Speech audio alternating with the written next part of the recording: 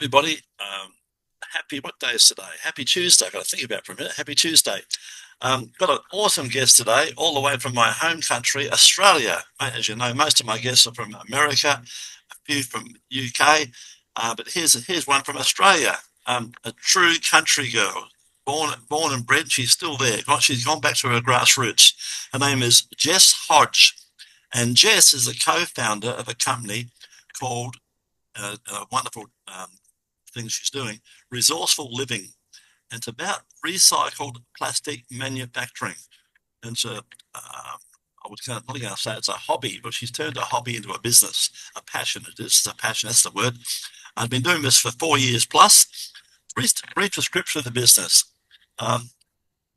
Resourceful Living is an Australian company that specialises in transforming plastic waste into high-quality, durable and endlessly recyclable products. Their core mission is to combat plastic pollution and promote a circular economy by giving single-use plastic a new life. Think about that, guys. Think about where your Coke bottle is going to end up. It might be a kitchen bench, it might be a plastic table, might be a garden. What was the thing? Garden edging. That's the word. Garden edging. Key achievements for projects. Working with John Holland, where we took we took black HDPE pipe from a local council, converted into wheel stops, and went to a project at Belmont to a temporary car park. These wheel stops are coming back to remanufactured again and again into products that will live in the admin building. Personal motto philosophy: to seek knowledge, to share it, and always be a student. That's right, guys. Just think, if you learn one new thing every day, that's over 350 new things a year. So how cool is that? I quite often think, Jess, about the alphabet. You know, we learn the alphabet when we're a kid, and then later on in life, we turn it into so many words. What a remarkable achievement that is. We don't even know the alphabet when we're a young kid, and then we turn it, and once they get us like me, they kind of shut you up. The words keep coming out. Personal motto philosophies, we mentioned that. Interesting fact, I really loved riding my bike and gave birth to my middle son in the bathroom. Well, it's they're going to do it as good a place as any, isn't it? So my great pleasure to welcome to the stage Jess Hodge. How are you today, Jess? Yeah, I'm wonderful. Thank you so very much for having me today. It's my pleasure to help spread the word on this important subject. Guys, this is called 15 Minutes of Fame. You're about to see why. We're going to help make Jessie more famous than what she already is. Tell us about your Thank you. journey and what inspired you to pursue your current career path. How did it all begin, Jess? What was that aha moment? My aha moment was seeing a lot of plastic waste out in the environment and realizing that instead of us thinking of it as garbage, that it could actually be a resource. And so when COVID hit and stuck at home, it was a perfect opportunity to really put theory into practice. And it's just grown from there, being able to share what we think is waste can actually be something new. I just showed you my beat scene, how it should be, guys, and compared to how it is. What's been the most challenging aspect of your work, and how have you overcome it? One of our most challenging would have been in the early days where we had many people ask us, does it smell like landfill? So the challenge of educating and sharing with people that just because it's been recycled doesn't make it a lesser product, and that no, it does not have the smell of landfill. But lavender was something to do. What's the secret? Yeah, I mean, we might come out with a perfume, one day. Yeah, fair enough. Tell us about an important moment in your career that pretty much changed your direction. When was that sort of aha moment?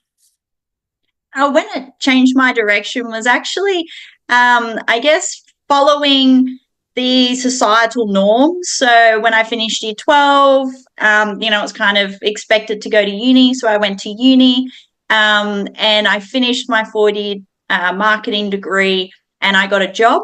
I was in this position for about a year. Yeah. And the agency just folded. And I was then out of a job for 9 months. I applied for hundreds of jobs. I was 24 at the time.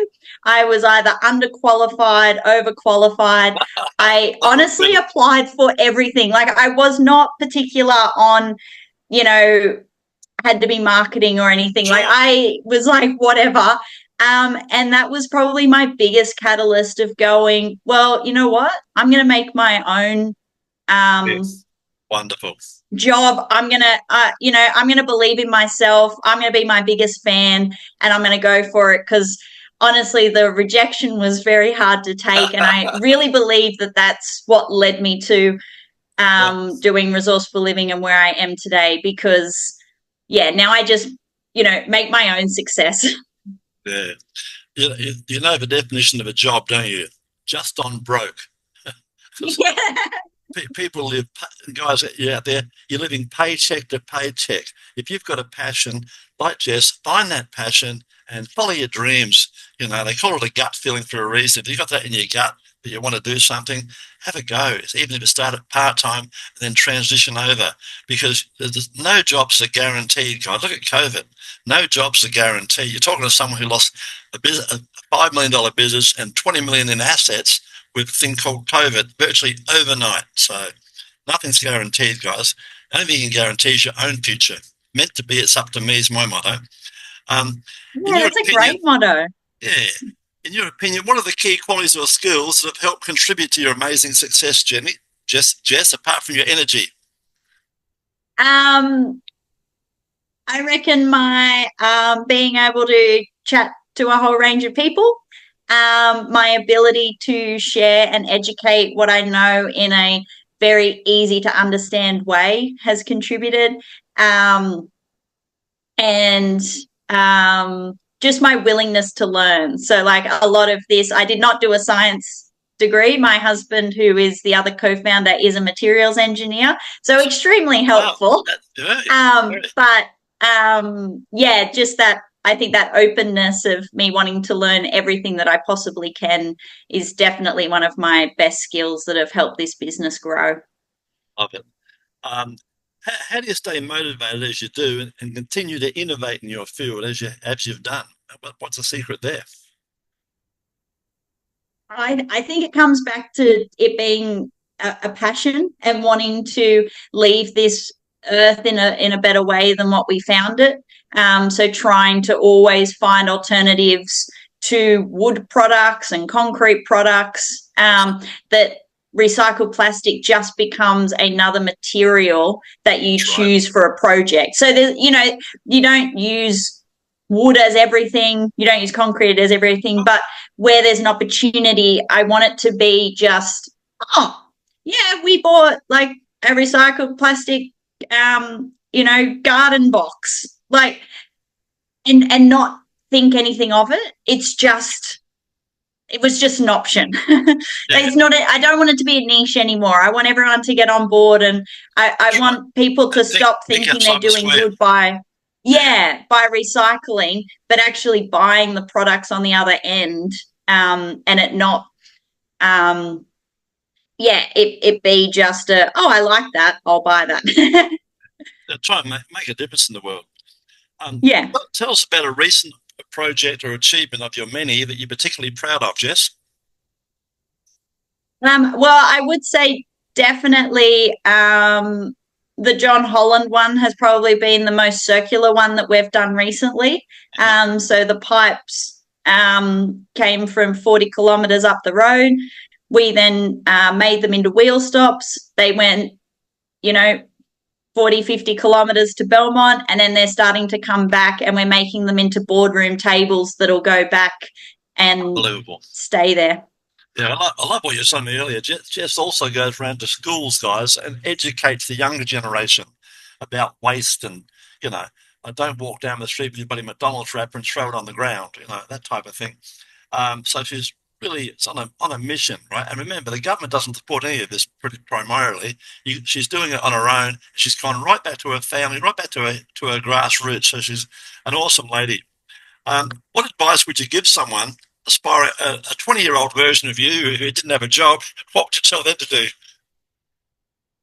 I would tell them to believe in themselves Yes. and find something that they're passionate about.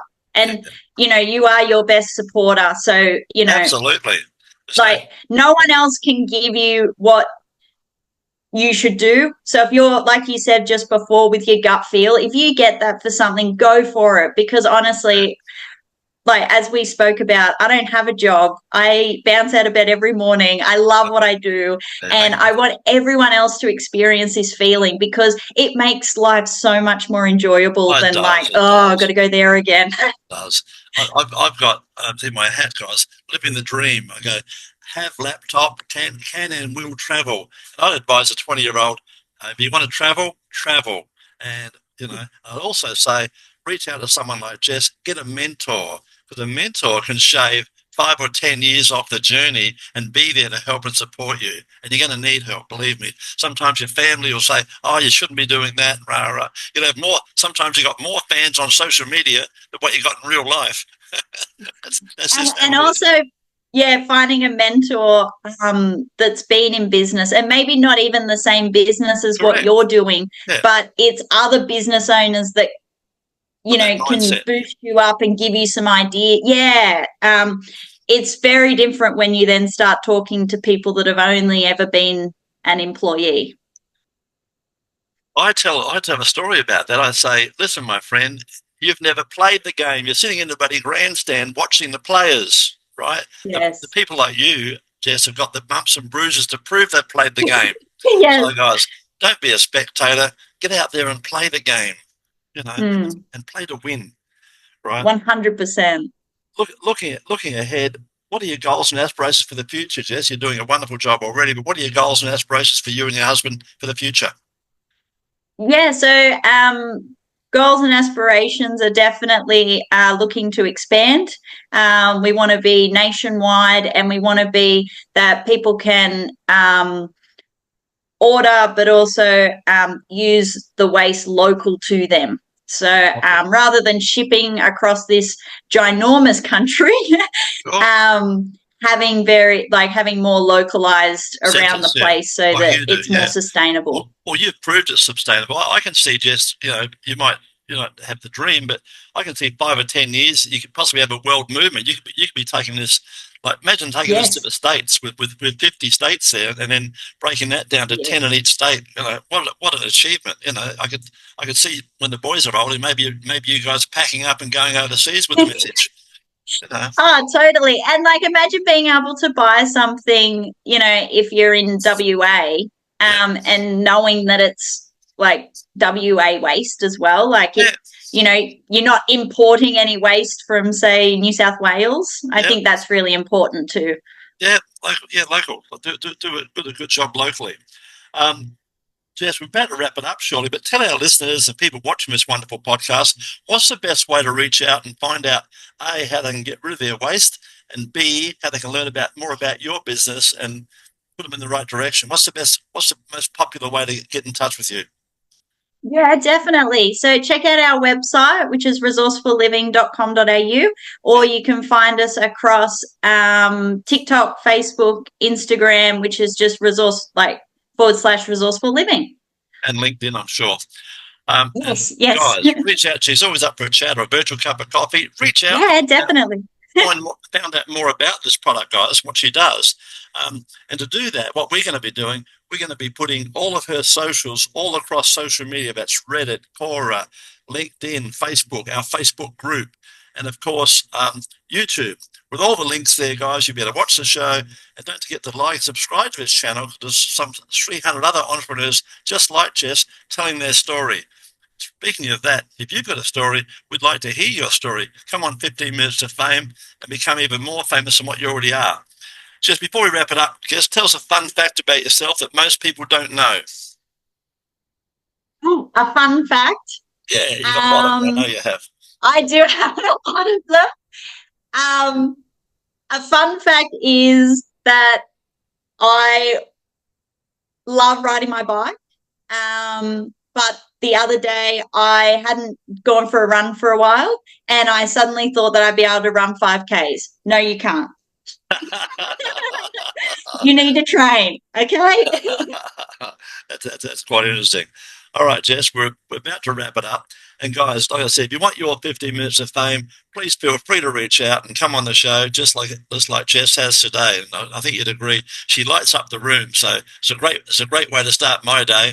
And let's hope to see you on the show as well. Thanks very much for being here, Jess. Oh, thank you so much for having me.